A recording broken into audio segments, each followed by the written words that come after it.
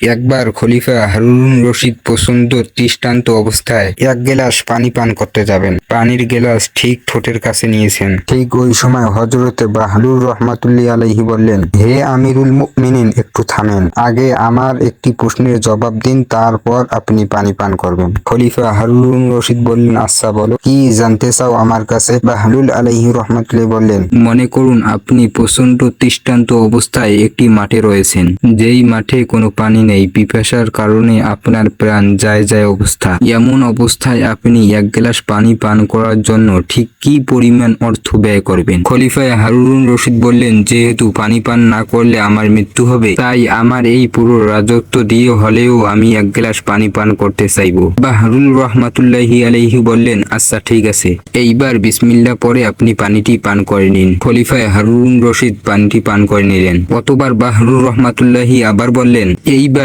আমার আরেকটি প্রশ্নের জবাব দিন। খলিফা হারুন রশিদ বললেন, আচ্ছা বলো, আবার কি জানতে চাও আমার কাছে? বাহলুল রহমাতুল্লাহি আলাইহি বললেন, এই যে আপনি পানিটি পান করলেন, এই পানি যদি আপনার শরীর থেকে বের না হয়, যদি আপনার প্রস্রাব বন্ধ হয়ে যায়, তাহলে এই পানি আপনার শরীর থেকে বের করার জন্য কি পরিমাণ অর্থ ব্যয় করবেন? খলিফা হারুন রশিদ বললেন, যদি আমার প্রস্রাব বন্ধ হয়ে যায়, তাহলে আমি তা সহ্য করতে পারবো না। আর এই পানি বের করার জন্য ডাক্তার আমার কাছে যেই পরিমাণ অর্থ চাইবে, যদি সে আমার পুরো রাজত্ব ও চায়, তাহলেও আমি দিয়ে দিব।